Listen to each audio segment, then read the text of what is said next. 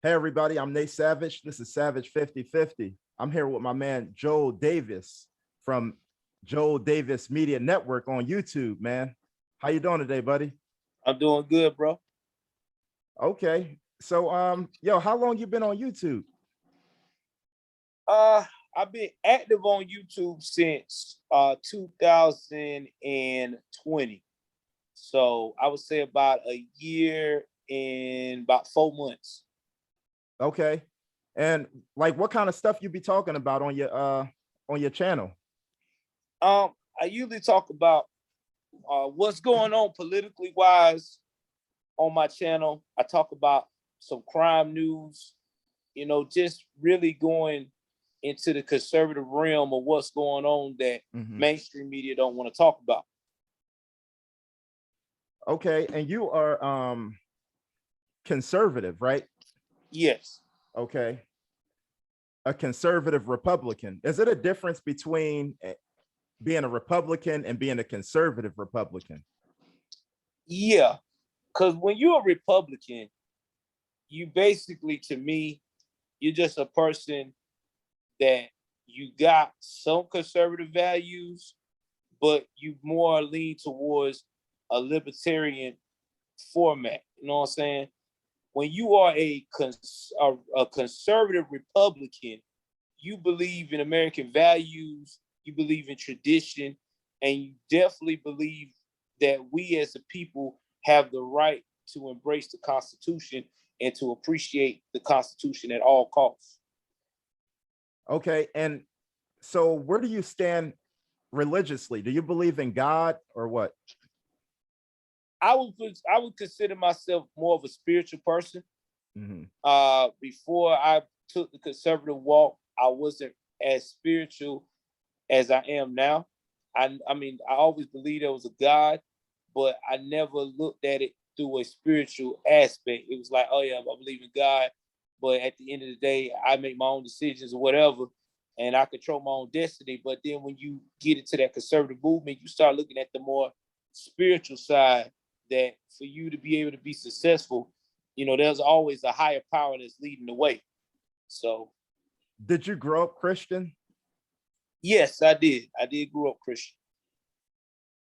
Okay, and I always thought like the Republican Party lined more up with Christianity than the Democratic Party do. They do. I mean, the problem is that, if you look at the history, especially with Black Americans, if you look at our dynamics of how we embrace the life of the church, from our history, and how we've always used religion as a staple of us having traditional values in the nuclear family as Black Americans, we fall right into the Republic dynamic. But I think the reason why we don't go Republican like we should be on the conservative dynamic is because we still trapped in the past of where we got people that told us from the 60s of the civil rights movement that we need to be on a liberal um, standpoint / democratic because those were the people that signed the bill. But there's more to the story on that. So I digress on that. I'm not going into that rabbit hole. The civil rights movement was one of the downfalls for the Black community. When it comes to like liberalism and being like a Democrat, you're really not held accountable for any of your actions or any of your failures. It's society fault. No matter how bad of choices you make, it's not your fault. It's society fault. However, on the Republican conservative side, you're held responsible for your, for your problems. Like it's more so like dependency versus independency. And that's the difference I get from the two parties. Is like Republicans, they want you to fix your own problems. Democrats, they like, you're not smart enough to fix your own problems. We need to do it for you. You're not capable of defending yourself. We need to defend you. And it's always a hypocrisy, I always say, because the Democratic Party, they want to defund the police, but they also want to take your right away to bear arms. So you're defenseless and nobody's going to come to protect you. I seen like you did a video the other day, right? On the vaccine mandate, and Nicki Minaj actually spoke out and questioned the vaccine of what exactly it is that's going inside of you. And she was demonized. What do you think about that? You know, when I saw that video, man, when I heard about that and I researched that, I'm not surprised because Nicki is considered an elite. And reason why I say she considered an elite because Nicki Minaj has a mass following, especially in the LGBTQ plus question mark community. And they expect for her to follow in line of the agenda. Well, Nicki is her own person. She doesn't like that agenda. She isn't feeling the agenda. So now she's, what she's going through is the same thing that a lot of these superstars are scared of going through. They are trying to isolate her. And I think this actually started before it became public because she stated she didn't go to the Met Gala because she did not like the rules of all this vaccination proof and stuff she had to get. So I think that Nicki has been battling this for a minute. I just think that now we're just starting to see what's really going on in the surface because it done exploded. I think this is something that's probably been in the background in her life for a while. And that's exactly probably why we haven't seen Nicki in a whole lot of, new artist stuff because, they all group together under that umbrella like Kwame Brown says, the go along, get along game. Mm-hmm. And she got playing the go along, get along game with the gang. So with that being said, this is what happened. If you ever paid attention to Nicki Minaj's career, she actually kind of said a lot of conservative things even in the past. And if you study, like if you pay attention to Young Money, they all are kind of more conservative than liberal. Now, I know their language and the music might be a little different and contradicted, but even Lil Wayne is more like lean more with the Republican Party.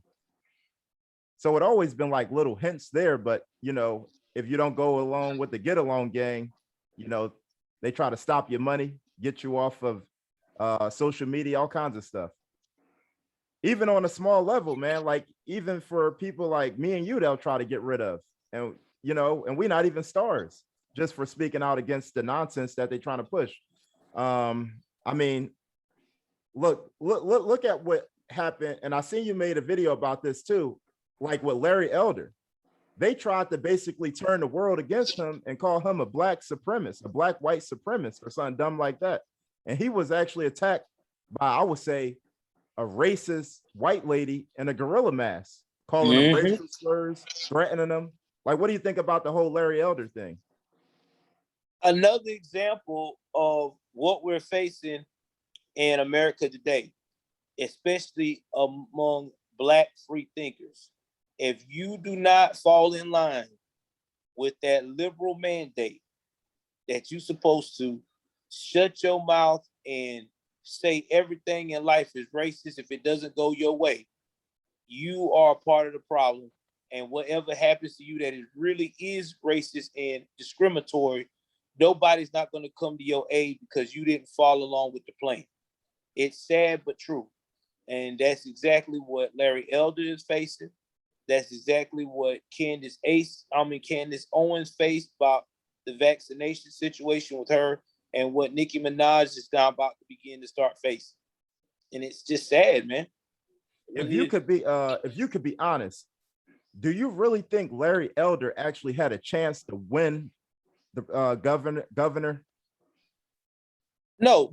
And this is why I say he didn't have a chance, because California is too far gone. There is too many elite liberals that got their hands so jammed up in that state's whole everyday operation and people's mindset that you could tell it when you walk. I mean, I've never been to California, but I've heard people that has visited California and has been to California say when you get off the plane to go to LA or any of those major cities, all you see is trash everywhere.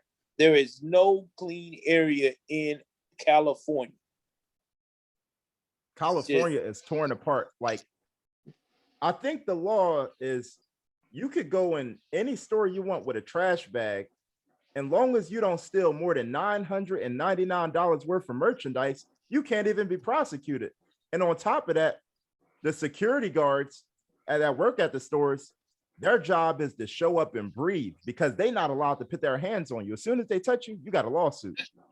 And you right outside of your business, they got stations where you can get a clean heroin needle and shoot up right outside the store, outside of your business. And then on top of that, you allowed to take a crap right outside of any store, urinate, whatever you want to do, sleep outside the store, and it's perfectly legal. California is a mess. Mm-hmm.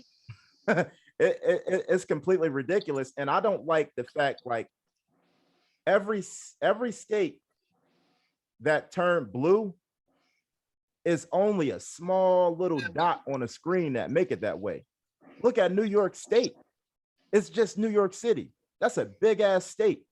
New York and New York City determines the outcome. I'm from Philadelphia. Philadelphia determines the outcome of that state. Pennsylvania is a conservative state overall. You'll see Trump Pence signs all 2016. I drove through PA. It was nothing but Trump Pence signs, but Philadelphia determines the outcome of the whole damn state. And that's how it is. I mean, look at what's going on in Georgia. Yep, that's where I'm from right now. Where I'm living at. That's what we experience. Yeah. That's what we experience. I tell everybody, North Georgia, near Atlanta, in that little epicenter, all that, yes, that is liberalcity.com. But when you start making your way out going towards Tennessee, you're making your way to middle Georgia and South Georgia, we are all conservative up. You're not going to find no Biden sign, no Harris sign. You're going to get nothing but straight conservatism all the way down the board. And everybody all about helping everybody and getting along with everybody and trying to make everybody better by giving them opportunity to be better. We're not on, in South Georgia, we're not on that freaking victim.com bull BS. We just can't do it, man. It's just not in our system. And y'all got a crazy lady out there. What's her name? Keisha Bottoms? Is that right? Yeah, that's up there in Atlanta, bro. She would have never survived in Savannah, Georgia. Where I'm near, Savannah, Georgia would have. And Savannah got a liberal mayor right now, but he don't even act liberal. He act more conservative. You know what I'm saying? Like, the towns in South Georgia that have liberal mayors, they are borderline liberal because they still got conservative values so much that they don't fall in the line of a normal liberal. So it's like they'll just go with that. Like, how can I put it? If it's a black mayor in South Georgia, if the town is predominantly black, they'll go Democratic, but their values are more conservative than anything. That's what's so crazy about living in South Georgia. Everybody values is so freaking conservative that I don't even know why we even have a Democratic Party down here, because it is not even working for them. Right. South Georgia in. Now, North Georgia, yeah, all day long. And the problem is, like, with black people, is like, we so ignorant as people, especially me living up here in the Northeast, everybody be like, I want to move down south. I want to move down south. Like, why you want to move down south? You a Democrat. It's like, oh, because it's cheaper and you got more freedom down there. So I'm like, y'all gonna bring y'all same liberal ideology to the South and try to change their states blue. It's like, you want to move. Most black people actually want to live around conservative people. People typically don't want to get money and stay around liberals. But if the conservative white man is so bad, why do y'all, as soon as y'all get money, y'all want to move around a conservative white man? He's a racist, right? Black people contradict themselves all the time. Now, what when you became conservative, What was your relationship like with your family and your friends? Oh man. Oh, I'm glad you asked that question. I get that all the time. Man, let me tell you. Let's start with my mama. My mama thought I lost my damn mind. That's number one. My best friend, he's liberal, but he was like, you know what, bro? You've always been conservative to me, so I'm not shocked. So it was like he already knew it. He said, because the way you carry yourself, I just wondering when you was gonna actually realize it. You know, I mean, he's woke, but he's not woke to the point that he's crazy with it, but he understand where I was coming from. My other cousin, he was like, well, you know how I feel, it's whatever. But most of the heat I got was from my sister. My baby sister is Gen Z. Mm-hmm. You know what I'm saying? So we are like 15-year age difference from each other. So I'm 38 and she is 20. She's 23. Yeah. So with that being said, we are totally not on the same page. So when I talk with, and she is also a part of the LGBTQ plus community, she's lesbian. And the first thing she found out I like Trump and I was conservative, she just lost it. She was like, you don't understand what you're doing. You're losing yourself. Like, you're not understanding where I'm coming from. We're two different age groups. You're young right now. You wait till you get to my age and you start realizing this stuff. You'll see why I went the way I went. But you know, it's cool. We talking now. But yeah, it was a culture shock for a lot of people in my family because they never thought that I was gonna be openly supportive like that. You get to find out how real people really are once you become conservative, because it was people that I would say I leaned more conservative like around the time Donald Trump started running in 2015, getting ready for the 2016 election. And it's some people that I notice like they'll talk to you and they'll be cool with you, but and they'd be like, oh, we can have difference of opinions and all of that. They, you know, because all of that stuff sound good to say. Now, as soon as I got on YouTube, relationships that's gone. Because they like, oh, you talking to the white man about it. You know what I mean? Like you're telling a white man all of our business. So you know, and that's the funny thing about us as Black conservatives. We considered the bootlickers and we kissing up the white people and all of that stuff. I never understood that because we're the ones that they want to shut the hell up. They don't want Black conservatives to speak out against the white liberal agenda. Nope. So if anything, I would say Black liberal, Black democratic people are really the bootlickers of white people. Yeah, man. Show this. You ain't lying because, and let me tell you something, and I'm glad you said that too, Savage. There's another thing that people got to understand because people haven't talked about this too much. Well, I have. I talked about it on my, if you listen to my videos, there is two type of Black conservatives right now that's in the mix. And I have to address that to my audience, especially to white people, because I don't want them to get fooled because there are two Black type of conservatives. There's Black conservatives like me and you that are open across the board telling the truth and saying it like it is. And then they call the woke conservative, that woke Black conservative. I call those people that still can't let the hood go and still trying to double dip on both sides. And I hate those. Those are the people, like, I'm not gonna name drop, but you probably heard of some of these one of the major YouTubers that went into that lifestyle recently that lost a lot of subscribers, because those are the type of people I can't stand, because you're not really conservative. You either in or you out. It's no in between. This is a walk where you can't be going back and forth double dipping. You either on the agenda of us supporting American values and trying to educate people about it, or either that, if you still on this everybody racist, I'm oppressed by the white man, you need to go back to the liberal side and chill over there. I mean, this is what it is. I agree with you, man. Yo, so tell me, what is hate speech, and should hate speech be allowed? To me, hate speech is when you got a difference of opinion of someone so bad that now you are personally attacking their character, their family, for no odd reason, for no odd, you don't have no proof of it. You know, for example, like me and you being conservative, and we in our chat in a group talking about our conservatism, and you have a group of black liberals who all of a sudden start saying that we're a sellout, we never done anything for our neighborhoods, we don't love ourselves, we don't love our culture, our fellow black Americans. You don't, wait a minute, rewind, take two. You don't know us. You haven't walked in our shoes. You haven't lived our life. You don't know what we do outside of that conversation piece we having you in these rooms and on these videos. You're just assuming things. And you know what they say about assuming things. It makes a you know what out of yourself and others around you that agree with your assumptions.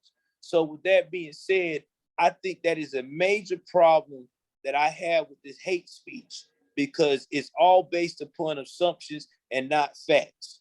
And nobody want to take the time to research the facts. Because if you really want to get at somebody and want to prove your point that they're like that, you'll take the time to research them. You'll go and reach out to them. Hey, what you do, man? What organization you from and stuff like that, and then go from there. But you know how that goes. They're not gonna do that. The Democratic Party, I believe that they don't care about none of the stuff that they're really pushing on society. Like the Democratic Party. Now, before I go on, have you ever read the Willy Lynch letter? No, I have not. I have not heard the Willy Lynch letter. You heard of the Willy Lynch letter, though, right? But I've heard it, but I haven't read it. Okay, everybody should read it. You know, basically the concept is to divide the light-skinned Negro against the dark-skinned Negro.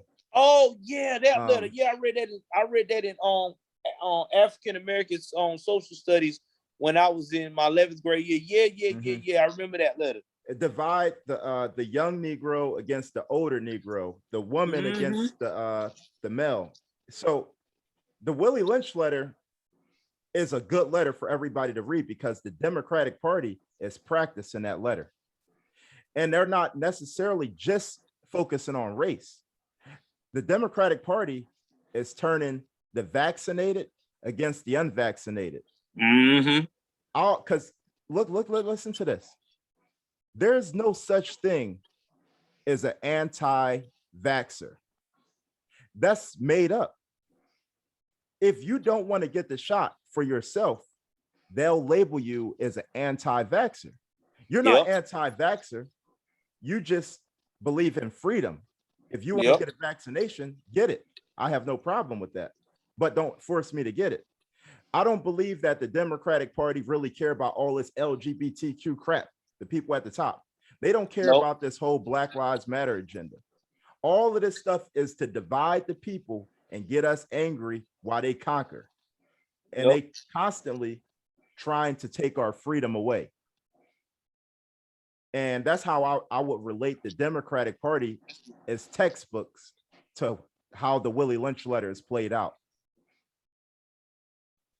And another thing about the Democratic Party that I wish a lot of Black people in the hood, in urban areas would listen and watch. When they made, speaking of that anti-vax, they have been making all these anti-vax videos, okay, trying to get us to take the shot. Now, I don't know when you was born. I'm an 80s baby. I'm an early part of 80s. 90.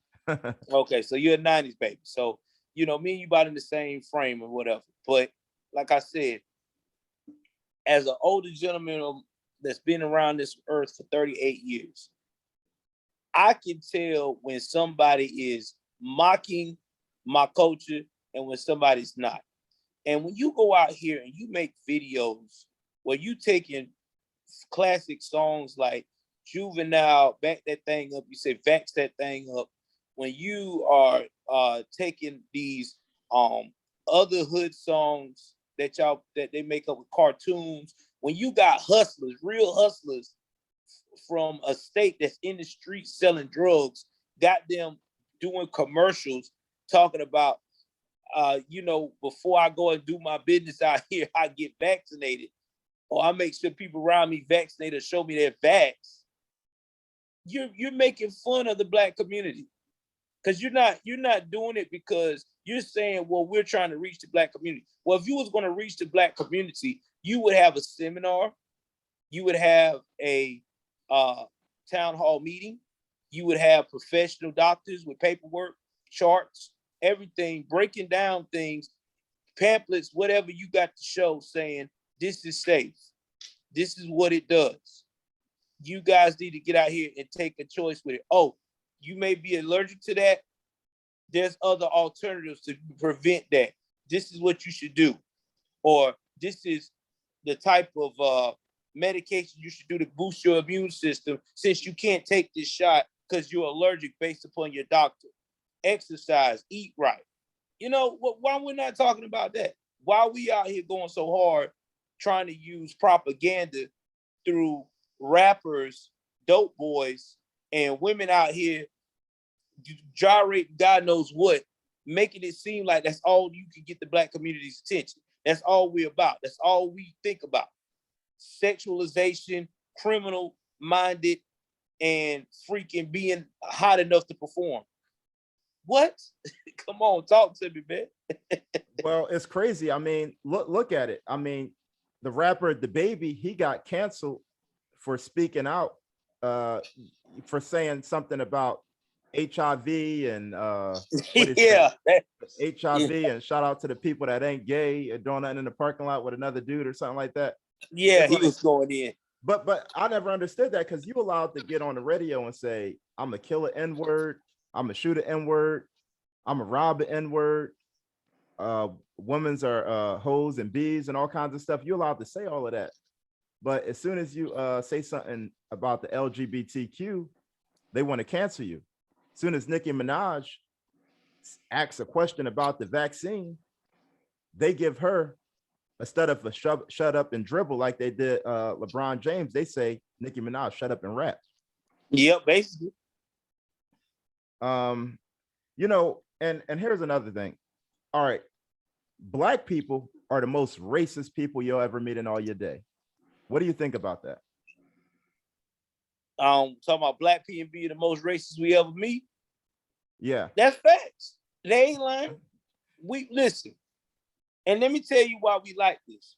And I'm gonna tell you this because the generation before, which would probably be your family's generation, Generation X would be my big brother generation. mm-hmm. They caused this along with the baby boomers. They caused that madness. And when I say baby boomers, it all started back in the 70s when the baby boomers was acting the crazy after Martin Luther King died, and everybody was jumping on that Black Panther mess and wasn't looking at the real scope of things because they was being misguided by, again, white liberals.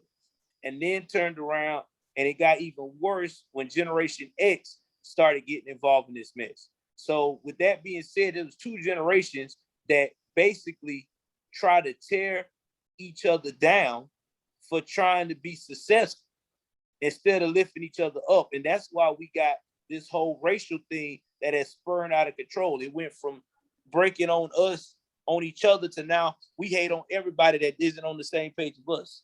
It's sad but true.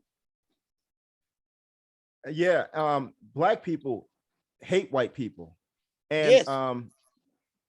Even when it comes to like Black power, Black excellence, a Black girl magic, Black fathers matter, I heart Black women on a t-shirt, all of that stuff for the most part is actually to throw it at white people like, yeah, we better than y'all. You see what I'm saying? Yeah, it is. And let Because me tell you about all that. you got to do is change the race. Would it be racist if white people say white fathers matter on their t-shirt or white girl magic? Mm-hmm. Yeah, they'll be upset. They'll be very upset. And I'm glad you brought that up because I hate those shirts. And let me tell you why I hate those shirts. I hate those shirts because it contradicts what we got going on in our community right now. Because if we were so pro-Black like we say we are, why are we got so many fathers not in the home? If we were so pro-Black like we say we are, then why in the world do we have so many women out here that are still going to abortion clinics and killing babies that are our skin tone? Well, Out of six, the Democratic Party definitely turned the black woman against the black man, in my opinion. yes, of course, of most definitely. It started in, like I said, if you go back to our generation, baby boomer, Generation X, when it all started, that's when they had Planned Parenthood going full swing, and all this. You got to have the father out the home to get them food stamps up. Right. And that was not, and a straight white Christian conservative man wasn't part of that. Nope, sure wasn't. Think about it. An example we talked about off the air. This is more proof that black people are racist. Now, if at the Capitol Hill, that was white supremacy and white privilege and all of this other stuff. Mm-hmm. Them people are getting numbers today. They still being prosecuted and they going all do prison time, not jail time, prison time. They doing prison, yep, fed time. They going after old ladies that was like, I think it was a lady that was like 65, 70 years old. They going after her, white lady. However, the summer of 2020, Black Lives Matter burnt down federal buildings, burnt down police precincts, and tore up the country for about 6 or 7 months straight over an unemployed drug addict named George Floyd. Yep.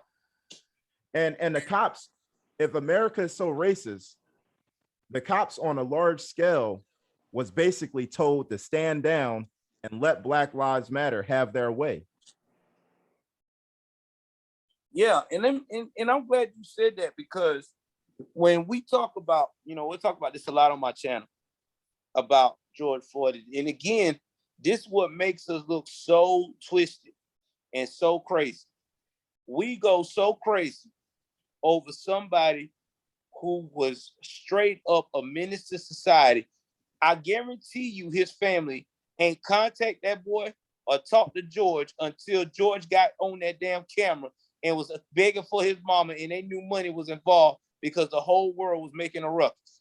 Now, fast forward to David Dorn. David Dorn was a real citizen. He was a father. He was everything you could ask of in the community. I think that David Dorn's wife was white, I think she was. But because George Floyd's girlfriend was white too, exactly. But just because David Dorn never committed a crime, he wasn't a thug, Dave Dorn got the boot. Nobody don't know nothing about it. You would ask a BLM person right now who David Dorn, they look at you fool. I don't know who that David Dorn is. But I guarantee you they'll tell you the date and hour of every funeral that George Floyd had. Well, George Floyd is black people knew Jesus. He died for black people's sins. Yeah, he did. Yeah, he did. George Floyd is Saint George Floyd now. Where I live in New Jersey, North Jersey, I don't know if you heard about it. They actually they built a statue of George I heard Floyd about that in Newark, New Jersey. I don't even know what New Jersey got to do with George Floyd. And, you can't idolize false prophets. Like you saw months ago, his mural that was painted on the wall got struck down by lightning. Yeah, that's God telling them they fool. But anyway, we're going to get on George Floyd. But what do you think about what I was saying about like the contradiction that the left have, where it was perfectly fine because they burnt down the country because they had passion and they was doing it for great moral reasons. So they burnt down the country, rioted and looted the whole summer 2020 in the name of BLM. But then Capitol Hill, that was them trying to overthrow the government. and honestly, I think not that it, I wouldn't even say this happened, but I would say BLM actually came closer to overthrowing the government throughout the summer of 2020 than these so-called white supremacists at the Capitol Hill. Because remember, they took over Washington and turned to a Chaz or Chop. They took over that for about a whole month straight, and the police was told to stand down in the name of BLM. Yep. And Black Lives Matter is a racist, Marxist, terrorist organization. And the leader, Patrice Cullors, you know, it was a countdown on who is the greatest race hustler. And I would say Patrice Cullors or Colors, I'm not sure her last name. Colors, it's Colors. Colors. She to me, she's the number one race hustler of all time. And I'll tell you why. She organized or was part of an organization to burn down the country. She didn't suffer any type of investigation for spreading hate speech to cause the riots of the summer of 2020. She made millions of dollars in the name of BLM and bought real estate property all over the country. I think she even bought an apartment building. So she wasn't buying just property that was nice looking. She was buying stuff that she could capitalize off of. She didn't build not one institution for Black people. And guess what her consequence was? All she had to do was resign. You know what I mean? Like, that's it. You know, she should be under investigation and on trial right now. And Donald Trump, he caused the insurrection. But they let Democrats get away with all the time. What's that? The Wicked Witch of the West. What's her name? Well, how don't I know her name? Not Pelosi, the black one. They the same person though. Oh, you know, Maxine Waters. Yeah. James Brown stunt double. Yeah. She actually be saying like, yeah, if things don't go our way, we're gonna burn this country down and stuff like that. Like, she'd be saying that out loud on camera during a Derek Chauvin trial, that we gonna basically burn this country down if we don't get the results. Words. And I'm just rambling on, not giving you no time to respond. But the thing is, like, even with the Derek Chauvin trial, not that Derek Chauvin was an idiot, in my opinion, but his trial was unfair. Like, some of the people on the juror, they was actually BLM supporters. I think one dude had like a BLM podcast. Yeah, he did. But I rambled on a lot. If you want to respond to anything I said. No, you good, man. It's your show, man. I like to see what people get, especially younger folks like, younger than me, get into stuff like that. That makes me feel good. Unless you're just as passionate as I am. I mean, and so to rehash everything you just said, I keep telling people time and time again, BLM got away with what they did versus what happened at the Capitol is about control. And I'm going to tell you why. If you notice, when BLM started turning up, you had Kamala Harris had organized, along with George Soros, all of them. It's all in black and white print all over the internet and facts. They even acknowledged it, that if anybody went to jail for standing up for what they believe in or destroying property, they would get them out. Okay. So it was a controlled event. The Democrats controlled how intense they wanted to go and how far they wanted to cool off. Because it's amazing why I say it's a controlled event. Because as soon as Biden gets elected and gets sworn into the White House, executive orders get signed, and Kamala Harris starts flying around the world on the radar, never be seen again, BLM now is dismantled. BLM is dismantled. The Not Effing Around Coalition, they waited until towards a week before the election. Now look at what I'm saying now. A month before the election started. That's why I say all of this is controlled and planned. This man, all of a sudden, that led this coalition that they was bragging about, Grandmaster Jay, he's got federal charges now. They arrested him. You don't hear nothing about Grandmaster Jay. Now the NLC coalition has been dismantled. No one know where they're at. Nobody ain't talking about it. They said they're dissolved. So what that tell you? It's a controlled event by the liberals. They control that. Mm-hmm. What made them go all ham and get scared and get vindictive about what happened on January the 6th, it wasn't because of the insurrection or whatever about them protesting. No.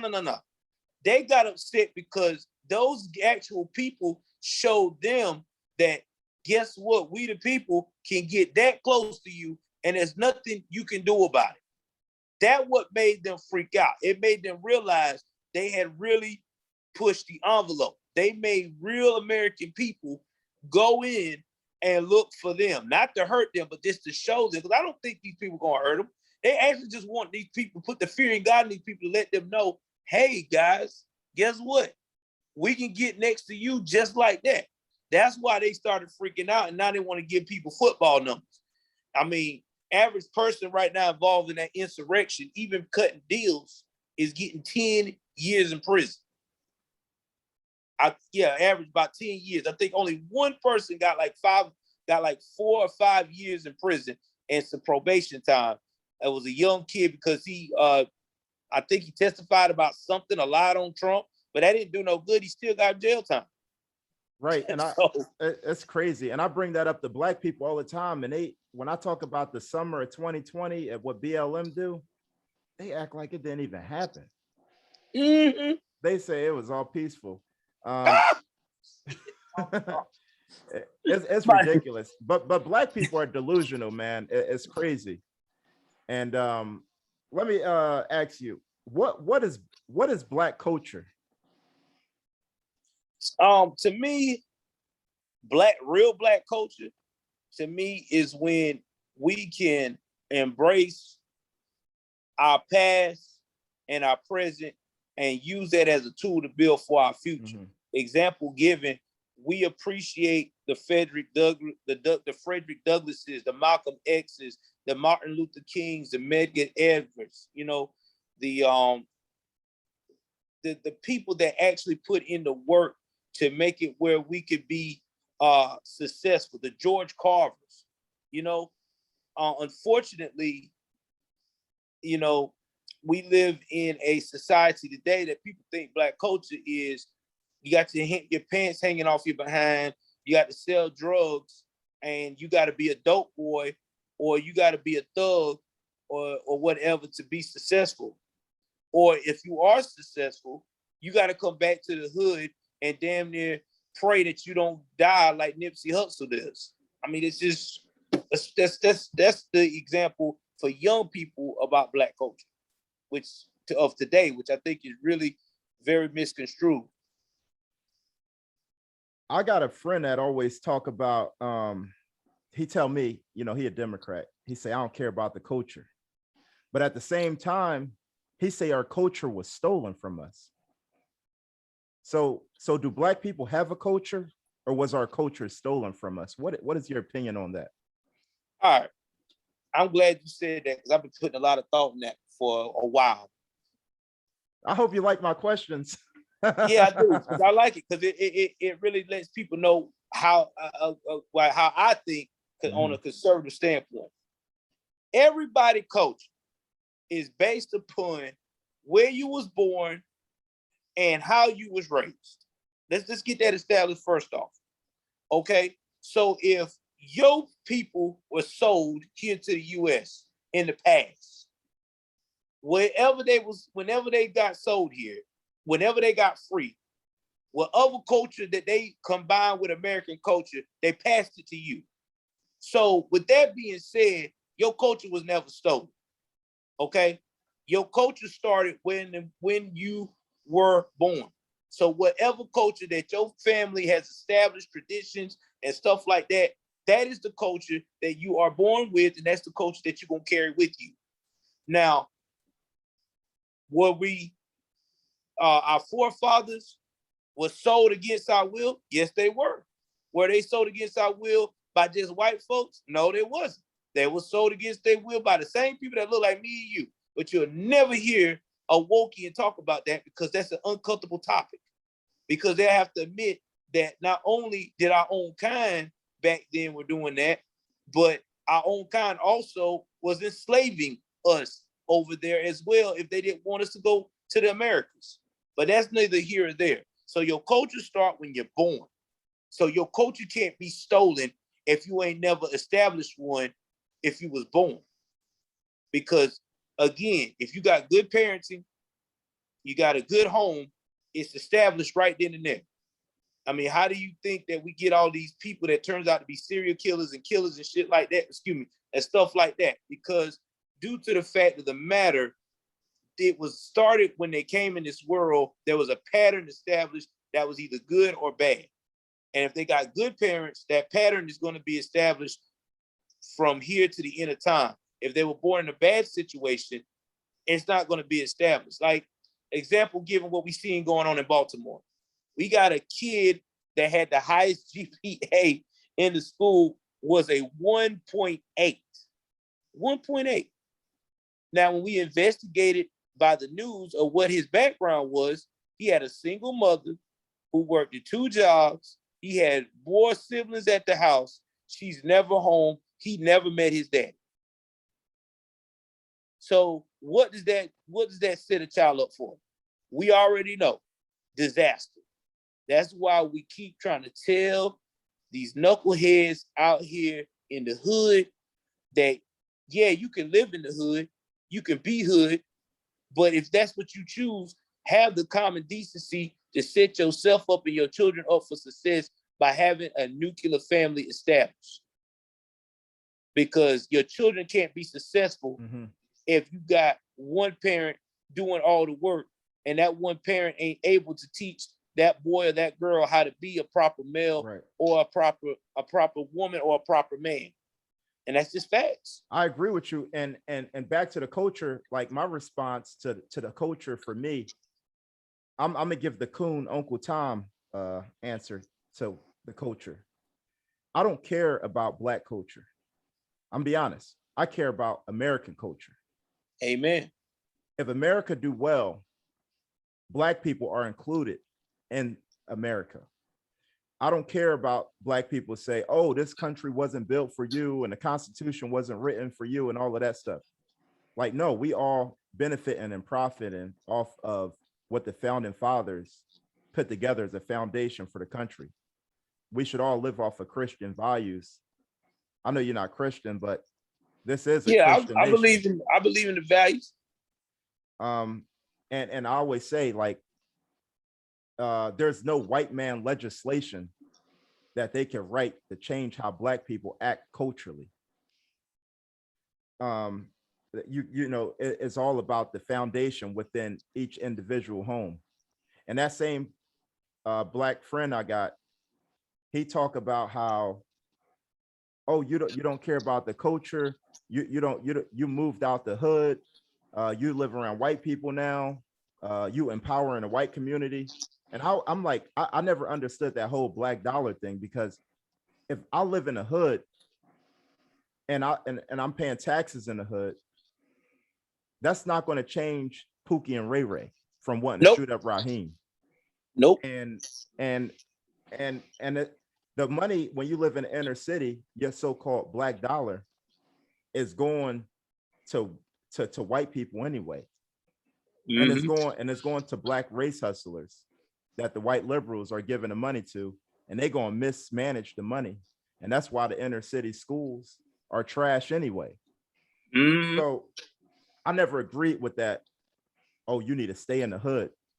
We, as Black people, we got a crab in the barrel mentality. And the crab in the barrel mentality be some of the blackity black, back to Africa, all about the Black culture type people. They be the real ones that tell you stuck here. You can't get out. And then when you do get out, they be the ones that shame you for leaving. Yep. Like, we contradict ourselves all the time. Like, Black people pisses me off all the time because we say so much stupid stuff. You feel me? Yeah. And let me tell you something. I'll be making people mad, but I support gentrification. Let me tell you why I support gentrification. And it's about to piss everybody off, but it's the facts. I support gentrification because it separates the Pookies, the Ray Rays, and the people that really want to get out the hood. And the LaQuisha and Shanae. Yeah, and the Shanae. Because if you really want to get out the hood and you see gentrification, you see your hood turning into no longer a hood, but a nice suburban community, you going to do everything you can to keep it that way and be that way, to mold. And another thing that's wrong with the Black community, and I got to put this out there because this is why we got so many problems, and this is why we do not hold ourselves accountable for a lot of shit. There's a lot of things. Excuse me. I'm sorry. I think I'm on my show. That's all right. That's all right. Here's the thing. We as a Black community have a problem of wanting to have a sense of belonging. But at the end of the day, if we sit back and relax and open our eyes, we already belong and already established in the American fabric in a way that nobody else ever been. We are our own set of people. We are all unique.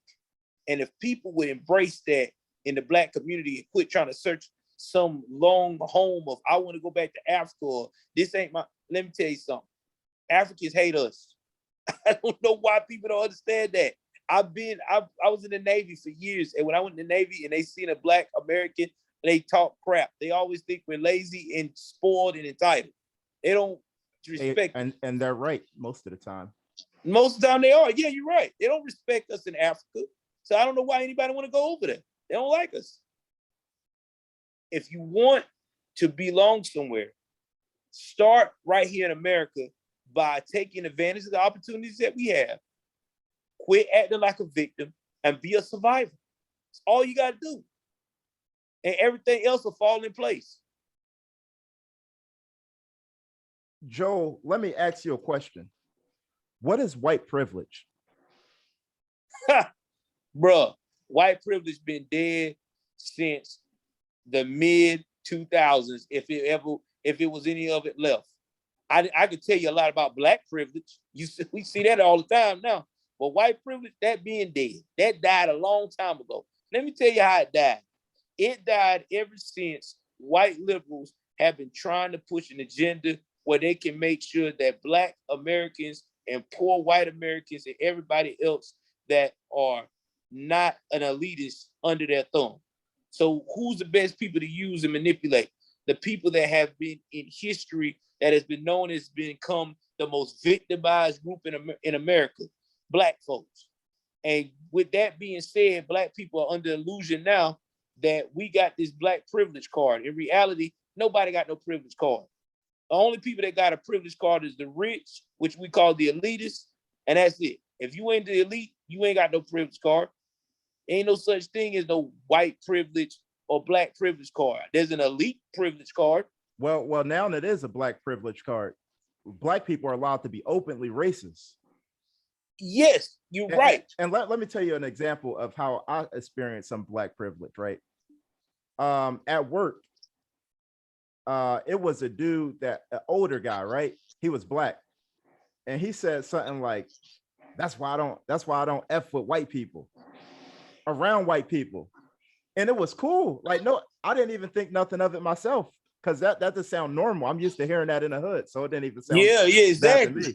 And the white people just thought it was normal because they used to hearing Black people talk like that all the time. Now, if he was white and he said, that's why I don't mess with Black people, HR would have said, go home. We'll call you in a couple of days. Back. Yeah, they would have said, you'll never come back. They probably would have had him up on death row. You know, so in a way, I see Black privilege in a way, but overall, nobody's privileged. Like, just because you white, you're not going to get handed out all of these golden opportunities and all of this stuff just for being white. It just don't work like that in reality. Now, I believe there is a such thing as class privilege. You see what I'm saying? LeBron James' kids got more opportunity than me and you. You see what I'm saying? Of course. Now, what is white supremacy? Now, that is what we experiencing on the liberal side. When you're trying to make a certain race feel like that they are, that basically you're telling a race that they are beneath you. A certain race that you are of Black or other than white is beneath you. That white people are superior and Black people are inferior. Yeah, exactly. And we're seeing that right now with CRT and stuff they're trying to push in schools, because it's reverse. I call it reverse racism, because it's the perception that they're helping Black people. But if you look through the glass and really look at the ingredients, there's a whole bunch of BS there that you ain't supposed to be drinking. And that's what's going on here. That's all it is. It's like when somebody make Kool-Aid and it looks pretty, it looks great. Mm-hmm. But time when you taste it, you're like, oh my God, this thing tastes like syrup. Too sweet. It's diabetes. That's what's going on right now. The liberals have the white liberals have oversweetened that Kool-Aid to make people believe that they're helping, when in reality, all they're doing is making some bad people out of this. Well, the thing is, I think black people see white people as superior. That's why they call them supremacists. Because if you call a white person a supremacist, you're basically calling them a supreme being. Mm-hmm. And I think we do ourselves a disservice calling white people supremacists, because I don't believe white people are superior to me. No, nobody's superior to nobody, bro. You know, except for God. God should be your only person that should be a supreme being is God. You know what I mean? Anybody else that don't believe in that, something wrong with it. And I feel like that our culture has been so brainwashed and so conditioned to use every excuse in the book not to succeed, that if we were to succeed, like these other races that come in these countries, in this country, like the Bangladeshis, the Indians, and the Mexicanos, and all that, it would blow our mind. We would have a heart attack because we scared. I don't know what it is, but we're scared to succeed. I know why we're scared to succeed. We're scared to succeed because we cannot accept failure. That's Right. why we're scared to succeed. And I always say, why do you care if a white person is racist? If they're not doing nothing to hurt you or your family, why do you care where their mind is? Why do you need validation from a white man? Why do you need the white man to love you? I could never understand that. And if I feel that I'm better than you and I'm not doing anything to harm you, why do you care? Michael Jordan, Allen Iverson, every night they approached the court, they thought they was better than everybody else on the court. And there was nothing wrong with that. You see what I'm saying? Yeah, ain't nothing wrong with that. You're supposed to be like that. You're supposed to be like that in life. You know, I think that a lot of our black people act like this and do They that need validation from the white man. Yeah, because they want validation from the white man because it's been passed down to generations that's the only time you're successful. You got to have validation from the white man, and which is crazy because to me, you know when you're successful. You don't have to have validation from no man. You know when you're successful, when you can go and do the things that you love to do, or when you make a business so successful that you can be able to make moves without worrying your head about it because you know what you're doing. That's success to me. You don't need no validation for that.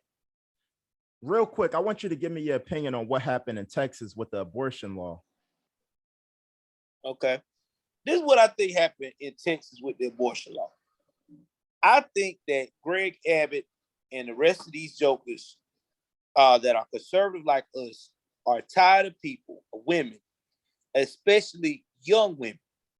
And this is not against women that get violated. I'm just putting that out there right now. I don't want nobody to think that I don't support women that are violated, whether it's by a family member or by a stranger, or that have a medical disease where they have to do that to save their lives. So I'm putting that out there now. This doesn't count them. They are excluded from what I'm about to say in this conversation. This is about the women out here who continuously make some of the most disturbing decisions in the world.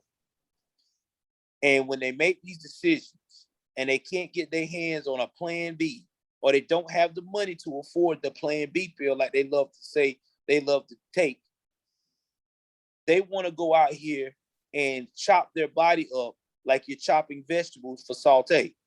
And because of this, it is causing us as taxpayers dollars every year.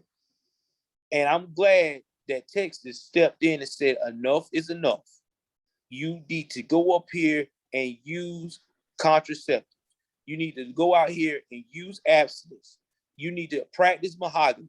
If you can't do any of the above, then guess what? You may need to look at yourself in the mirror and start preparing to get books on how to be a parent and how to find you a better source of income, because enough is enough. The responsibility has to start with you. So I support it. I support it to 20,000%. Do you think the way people look at abortion would be looked at different if it was the straight white Christian conservative man that was encouraging abortion and the liberal white people was saying abortion is bad? Do you think it would be looked at different? Oh, yes, of course. You know they would. You know they would. Oh, yes, they would. It'd be looked at so different. If Trump was to scream out back then that he supported abortion, I guarantee you would see liberals flip-flop to the other side real quick. Right. And I basically asked you this question already, but it's a rhetorical question. I'm gonna ask you again. If it was Republicans that was pushing for the abortion, it would be a problem. You agree? And that this shows you how people are so stuck into their identity politics. They don't see logic. Yep. Anything the Republicans do, whether it's good, it's just looked at as they're being racist. It's completely crazy, right? Let me ask you how do you view I did a video on this recently. What do you think the outcome is going to be?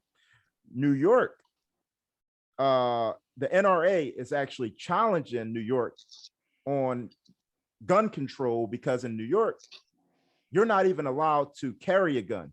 You have to prove that you basically already would have had to been a victim of rape or something like that in order to be able to get a permit to carry a gun. Wow. In New York. So basically the NRA on November 3rd is going to present their case to the Supreme Court justice, which is majority conservative now. As you remember that when Trump was in, he got Amy Coney Barrett and Brett Kavanaugh, and that was a whole problem. Now they go into the Supreme Court to challenge New York on the gun laws out there. Now, depending on the outcome, that can affect the whole rest of the country and open up doors for constitutional carry to be the law of the land. I don't know if you heard about anything I'm talking about, right? Did you hear about this? I heard about that. I know they was going to court. I didn't know it was going to be this soon. Yeah, they're going to hear the case out. I don't even know exactly what the question exactly is, but what is your view on that? My view is because lately the Supreme Court has been making me proud with their decisions, right? So in my mind, based upon the Constitution, they've been going by the Constitution, the law of the Constitution. I feel like that they're going to rule in favor of the NRA because the NRA has been around for years. And if people don't understand and look at the history of the NRA has been supportive of Black folks. They were one of the first to support Black folks having the right to bear arms. If people would do their research in history, the NRA don't have a racist bone in their body. They've always supported Black folks to have the right to bear arms, along with another American. So I really feel like this could be a major breakthrough for a lot of us that abide by the law. And that's going to make it an even playing field now, because now the criminals know, oh, dear, if I pull a gun out on this citizen, it's going to be like being in the South. They're going to be ready to go. So I hope and pray that it comes in our favor. That'll be awesome. And also it's the same thing in New Jersey. We ran by a tyrannical government here too, where you'll never believe it. You actually need a firearm purchase card in order to even buy ammo. Wow. Ain't nowhere like that down south, dog. No way. And in New York, you're not even allowed to travel through that state with a firearm. Now, New York and New Jersey, Illinois, California, Hawaii have the most anti-gun laws ever. And it's like it's really hard even where I live in New Jersey, it's hard to legally buy a gun. Wow. But the places that got the most strictest gun laws have the most gun violence. And Gun that's violence. the reason why they got the gun violence. Because the criminals know you ain't going to be armed, is make it easy for Yep. them. And the Democrats want to turn the whole country like that. Okay, check this out. I live in New Jersey. You're not allowed to have, it don't matter what kind of gun you got. You can't have a magazine that hold more than 10 rounds. But you think the criminals care about that? Nope. I think even the cops in New Jersey, if I'm not mistaken, I think they limited to 10 rounds too. Wow. So it's Bro, like wow. it's That's pro why I'm criminals. saying I live in the South, bro. Hey You man, got you're right. guns for days. And I'm stupid because I actually used to live out in Indiana, and I didn't realize how much freedom I had out there until I moved here. Man. But honestly, like, all right, here's another thing I wanted to bring up real quick. I always talk about this, right? The states you never hear about are actually some of the best states to actually live in. It all depends what you care about. If you care about living where Drake and Beyonce and Jay-Z going to tour through and all the comedians going to tour through, yeah, you know, Atlanta and New Jersey, New York, that's popping, California, all of that. But honestly, like if you just want some cheap land and you want good schooling, it'd be like the states that you never even think about, like North Dakota, South Dakota, Alaska, or you know, states like that. Like it literally be like, or what's the other one? The one that's right above Texas, Wyoming, yeah, and Oklahoma. You know, states Oklahoma, like them be like the best states. Like the states you don't hear about, them actually be the best states to live in. It's the states and the cities you always hear about that you honestly you don't want to move to. And I think that's going to be my approach when I do move. Yeah, I tell you what's another area that I like too. I mean, like I said, when I moved to South Georgia, small towns in South Georgia is pretty well. I mean, only thing is gotta have a car because you know ain't no public transportation like that. But besides that, crime's low. It's great. Right. When you get into certain parts of Florida, crime is low. I know one thing. If you go to Florida, where Polk County is, you ain't got to worry about nothing over there, bro. That sheriff over there ain't let nothing pass through him. You ain't no crime gets solved within 24 hours over there. That joker don't play. But another place, Camden County, Georgia, military base where I live near, they don't play over there either. They stay. Man, you know how many drug busts they done got some big drugs over the years. People trying to get to Miami. You have to go through that area to get to Miami. To get to Florida state line through Georgia, you got to go through Camden County. And there's cops everywhere. They will pull you over for some of the craziest reasons. I don't know. I think they got like a nose for it. Like, you be thinking you good. They pulled one guy over. I think he was driving the speed limit and everything. They swear his light was out, but they caught this dude with like $300,000 worth of drugs. Right. And it's crazy, man. And there's so much more stuff that we didn't even talk about. And yo, I gotta have you on again, you know? Yeah, we can do that, man.